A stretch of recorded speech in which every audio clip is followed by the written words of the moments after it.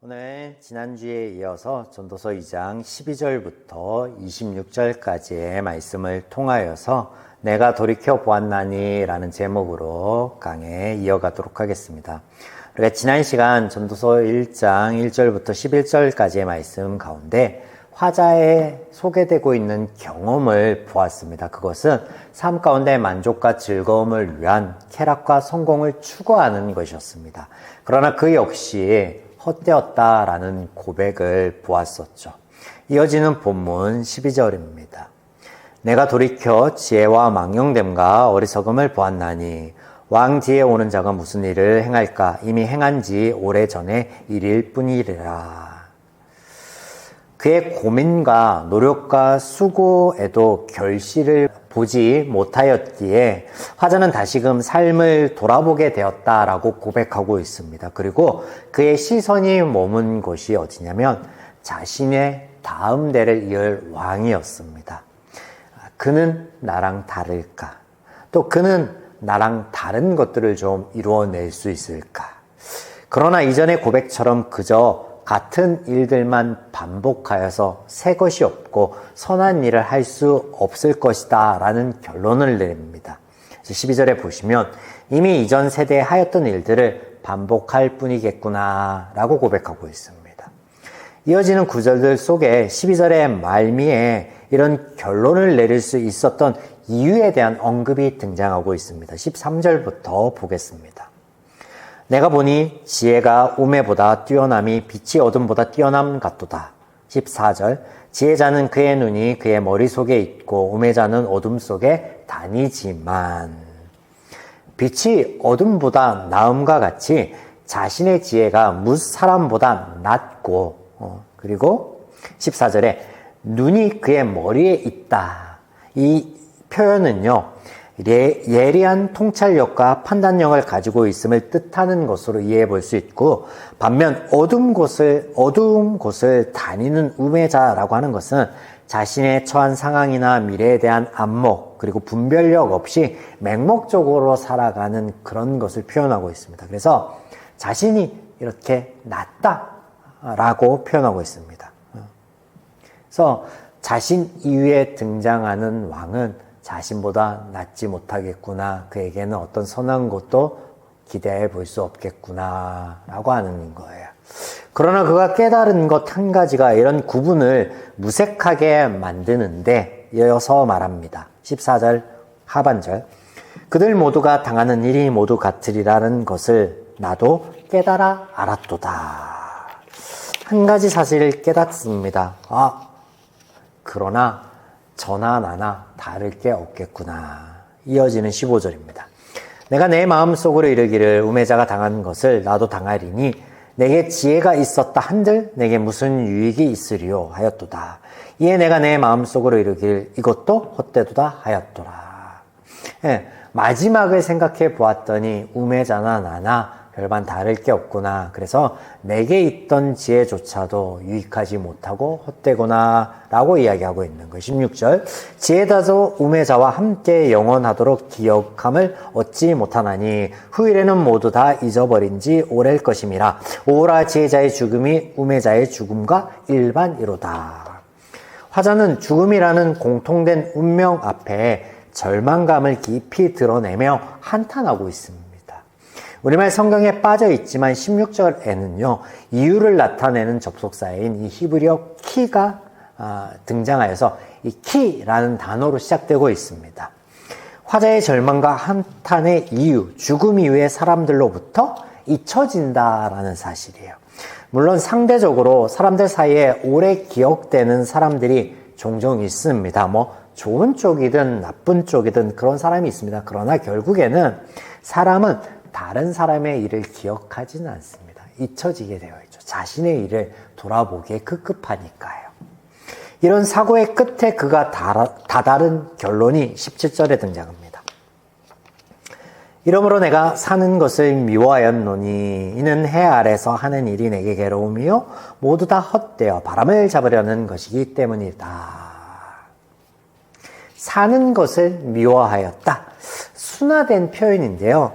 원어의 의미는 뭐냐면 haste, 증오예요. 증오. 내가 나의 생명을 중화하였고 나의 삶을 중화하였다.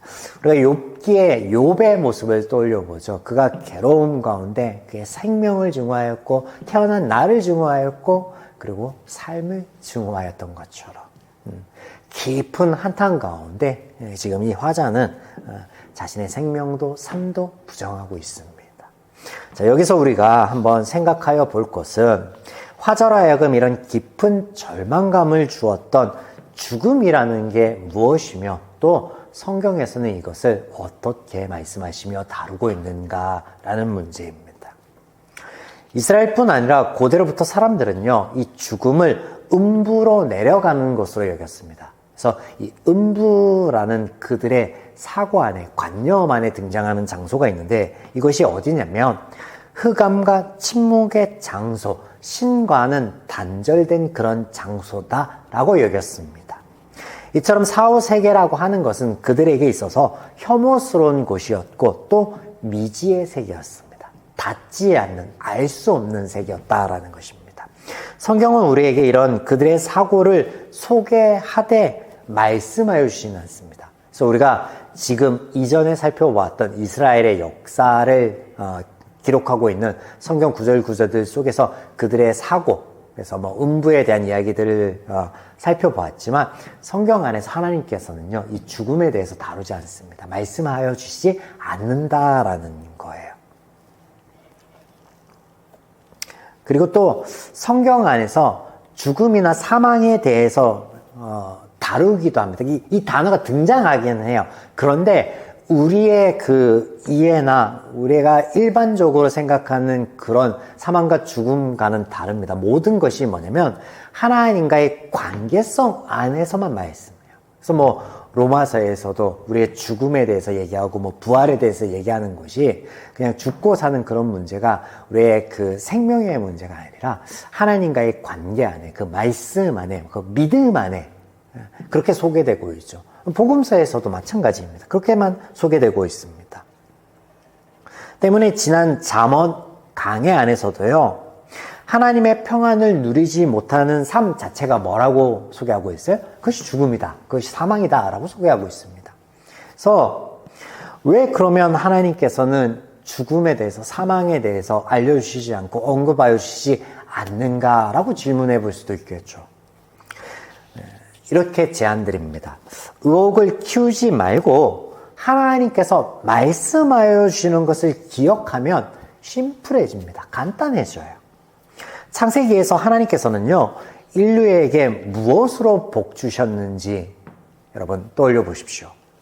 생육하고 번성하라, 땅에 충만하라. 네, 하나님께서는 오늘 하나님이 내게 주신 삶을 누리라라고 말씀하여 주시지, 그래서 누리면 될 일이지 염려가 우리의 키를 한 자 더 늘리지 못한다라고 말씀하십니다.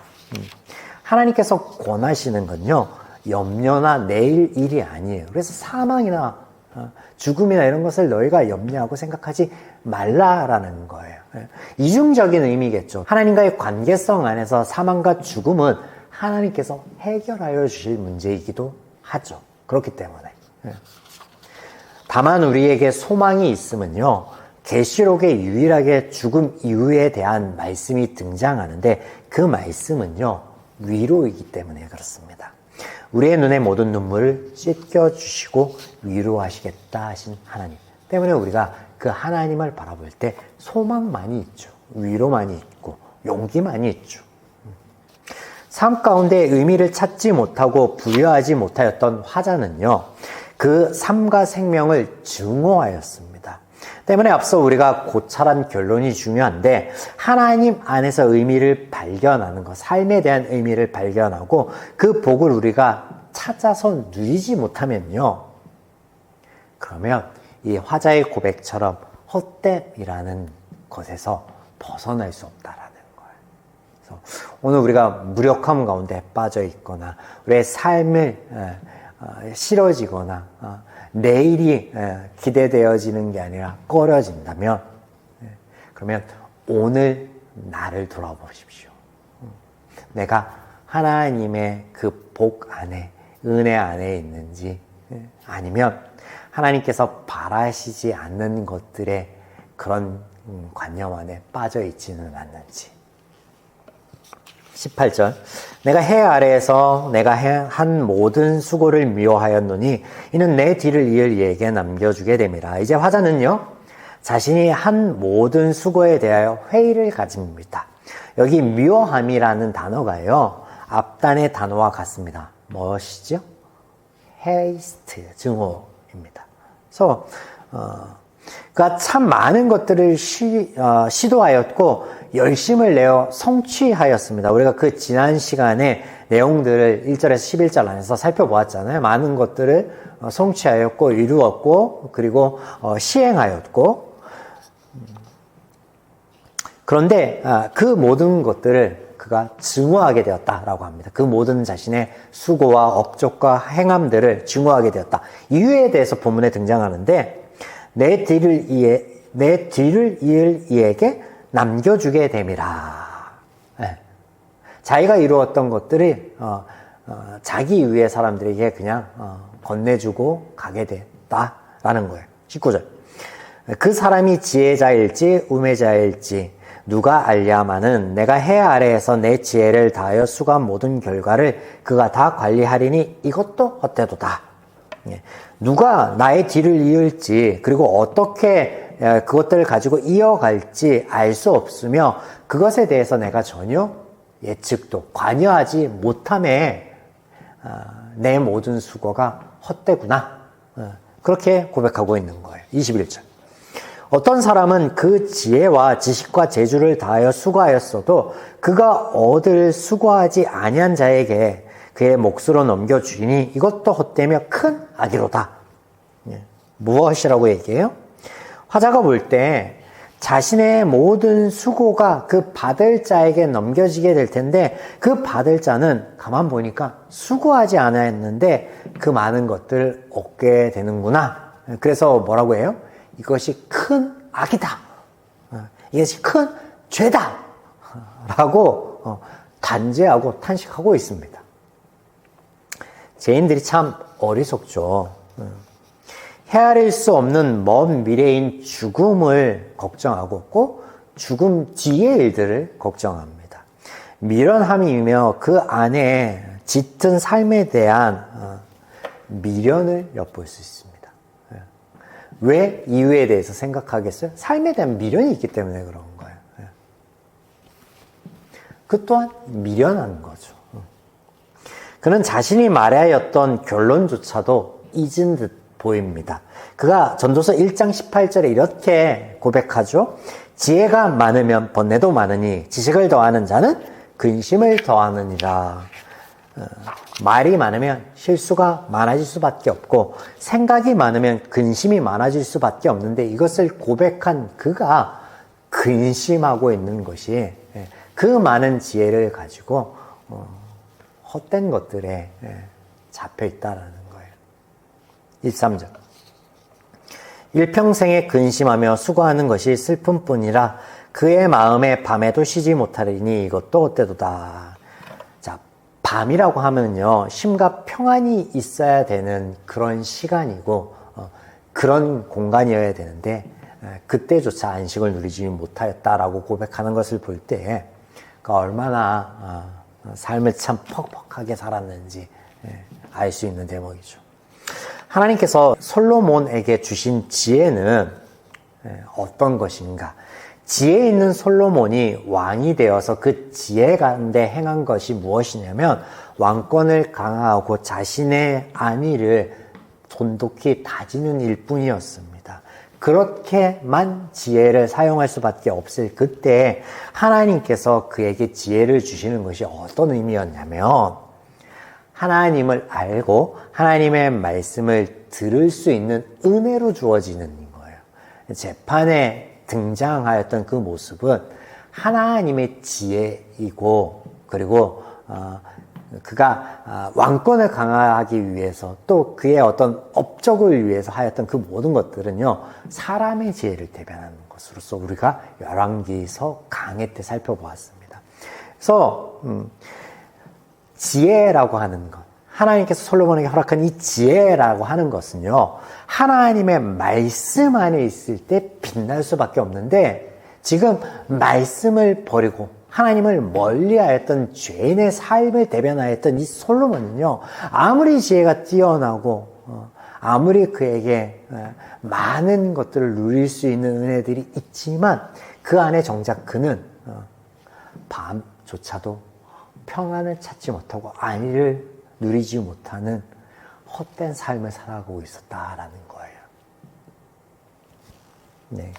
혹 그가 지었던 수천의 잠언과 외교 정책들, 건축물들을 떠올리신다면 부질없고 덧없었다라고 고백하는 그의 안타까운 탄식을 좀 기억하시면 좋을 듯 싶습니다. 오늘 제적 한계 아래 있던 솔로몬의 지혜가 이것을 증거하고 있습니다. 24절 보겠습니다. 사람이 먹고 마시며 수고하는 것보다 그의 마음을 더 기쁘게 하는 것은 없나니 내가 이것도 본즉 하나님의 손에서 나오는 것이로다. 죽음 앞에 그의 지혜도 수고도 모두 헛되었다라고 고백하던 이 화자가요, 다른 가능성에 대해서 말하는데 그 가능성이 뭐냐면 바로 신에 대한 존재예요. 신에 대한 존재. 설명 안 드려도 아시겠죠? 제가 왜 신이라고 하는지. 본문에 등장하는 하나님은요, 우리가 믿는 그 하나님이 아니에요. 구절들을 나누다 보시면 이 또한 자연스럽게 설명이 될 것입니다. 자, 상반절에 기쁨을 누리는 것이 인간이 바라볼 수 있는 가장 좋은 것임을 제시하는데 두 가지를 이야기합니다. 먼저는 먹고 마시는 것.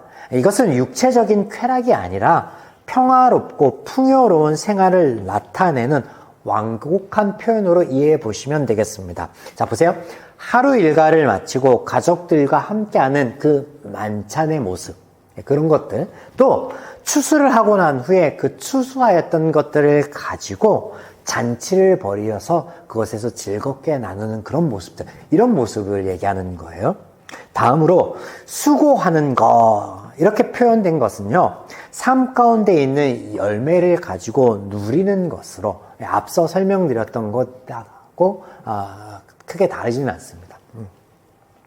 그런데요, 이전까지 화자의 말 속에서는요, 이런 것들을 모두 부정하고 헛되었다라고 말하고 있거든요. 그러면 왜 이제 와서 이렇게 다른 이야기를 하느냐, 상반된 이야기를 하느냐 하면 다른 가능성, 다른 차원의 제시를 하고 있기 때문에요. 그게 뭐냐면 앞서 말씀드린 것처럼 신의 존재, 신의 존재. 자, 그래서 하나님, 신의 손에서 나올 수 있다라는 거예요. 그가 지혜를 가지고 그가 가지고 있던 많은 재물과 또 환경과 여건들을 가지고 찾아도 찾지 못하였지만 신에게서는 그것을 찾을 수 있지 않을까라고 얘기하고 있는 거예요. 25절. 먹고 즐기는 일을 누가 나보다 더 해보았으랴. 자, 보세요. 25절부터는요, 화자의 인지 부조화가 보입니다. 무슨 얘기냐면, 새로운 가능성을 말하고 난 후에 자신을 돌아보았더니 결론을 쉬 내리지 못하고 있는 거예요.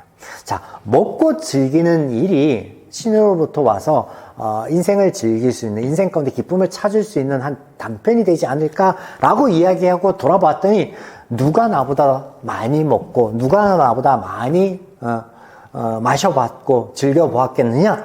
그런데 그 속에 그는 기쁨이 없었고 자유함이 없었고 평안이 없었다라는 거예요. 그렇다면 그에게, 화자에게 신이 이것을 허락하지 않은 것일까? 화자의 다음 말을 보겠습니다. 재미있습니다. 26절. 하나님은 그가 기뻐하시는 자에게 지혜와 지식과 희락을 주시나 죄인에게는 노고를 주시고 그가 모아 쌓게 하사 하나님을 기뻐하는 자에게 그가 주게 하시지만 이것도 헛되어 바람을 잡는 것이로다. 자, 무슨 얘기예요? 자, 여기에 보면 사람들, 죄인들의 공통된 생각이 등장하고 있는데 신은 그가 기뻐하는 자, 그러니까 신을 위하는 자, 신을 기쁘게 하는 자에게 복을 주지만 그렇지 않은 자에게는 화를 내린다라는 거예요. 그런데 성경은요, 모든 사람이 죄인이다라고 해요. 그러면 이 화자의 말대로 모든 인생을 살아가는 사람들은요, 그 안에 기쁨이 있으면 안 됩니다. 화만 있어야 돼요. 자, 화자는 스스로 돌아보았을 때 어떠하였을까요? 그가 신을 기쁘게 한 사람이었을까요? 아니면 그 반대에 서 있던 사람이었을까요? 전자라고 볼 수 있는데, 일단은 그의 고백 안에 보면 기뻐하는 자에게 지혜를 주신다. 첫 번째 언급한 게 지혜잖아. 그가 모든 사람보다 자신이 지혜롭다는 걸 자신이 고백하고 있잖아요. 깨달았다는 거잖아요. 또한 우리가 가나안 땅에서 전에 없었던 많은 신당과 우상을 솔로몬이 세웠다라는 것을 알 수 있는데, 그가 그의 지혜를 가지고 정략 결혼으로 많은 처첩을 거둬들일 때 그때마다 그 이방 여인들을 위해서 그 여인들이 속한 우상을 만들고 그 우상을 놓고 또 제의를 드릴 수 있는 신당을 세웠습니다. 그처럼 여러 신에게 그 신을 위하여, 그 신을 기쁘게 하기 위하여 행한 사람이 없습니다. 즉 스스로는 잘 섬겼다라고 여겼을 거예요. 물론 솔로몬이 죄인 중에 괴수입니다. 성경 안에서 특별히 하나님께서 죄 문제를 해결하기 주기 전까지 모든 인간들은 죄인이며, 또 하나님에 대하여 고백하고 하나님이 그를 들어서 쓰는 것은 그냥 은혜일 뿐이지 죄인이다라는 거 말씀 안 드려서 아시겠죠? 그런 그 전제가 없으면 제가 지금 이렇게 성경을 풀어가는 데가 헷갈릴 수 있겠죠. 자, 여튼 그가 스스로 신을 잘 섬겼다라고 여깁니다. 여러 신을 섬겼다라고 여깁니다. 그러나 돌아보았더니, 그런 새로운 가능성을 가지고 돌아보았더니 누구보다도 먹고 마시는 것에 부하였음에도 그 속에 기쁨이 없었고, 또 신에 대하여 자신의 행사를 돌아보았으나 이해가 되지 않는 거예요. 결론은 뭐예요? 이것도 헛되어 바람을 잡는 것이로다. 새로운 가능성을 이야기해 보았지만 나를 돌아보니 이것도 틀려 먹었구나. 이것도 아니구나. 라고 얘기하는 거예요. 네. 삶 가운데 있는 기쁨은요, 신으로부터, 하나님, 여호와로부터 오는 것이 아닙니다. 제가 이렇게 말씀드리는 것은요, 성경이 이야기하는 그 근거 안에서 말씀드리는 건데, 우리에게 이것이 자신의 마음에서부터 달려있다라고 말씀하기 때문에 그래요. 네. 엄밀히 얘기하면 하나님께로부터 모든 선한 것이 오는 게 맞아요. 그런데 그것을 우리가 누리고 그것을 우리가 받아들이는 건요, 오롯이 자신의 마음에 달렸다라고 말씀하고 계세요. 그래서 잠언에서 마음에 대한 강조를 많이 하시잖아요. 잠언뿐만 아닙니다. 그래서 일용할 양식에 만족하며 감사할 수 있는 것, 자족할 수 있는 것, 그 모든 것이요, 하나님께 달려있는 게 아니라 누구에게 달려있다는 거예요. 우리의 마음에 달렸다라는 거예요. 그리고 그런 마음을 우리가 가질 때 비로소 하나님께서 성경에서 말씀하여 주신 그 모든 삶의 복락들을 우리가 누릴 수 있게 된다라고 말씀하고 계세요. 죄인의 괴수였던 솔로몬의 이야기와 곧잘가는요, 다른 것이죠.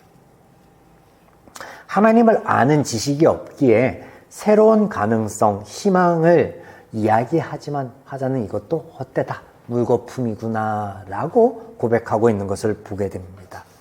사랑하는 여러분, 오늘 우리가 나눈 말씀 가운데 여러분 참 지혜를 얻기를 바랍니다.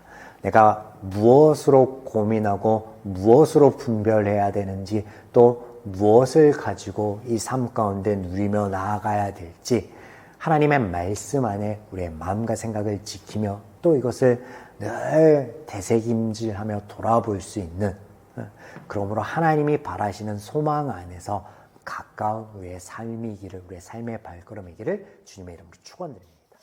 아멘.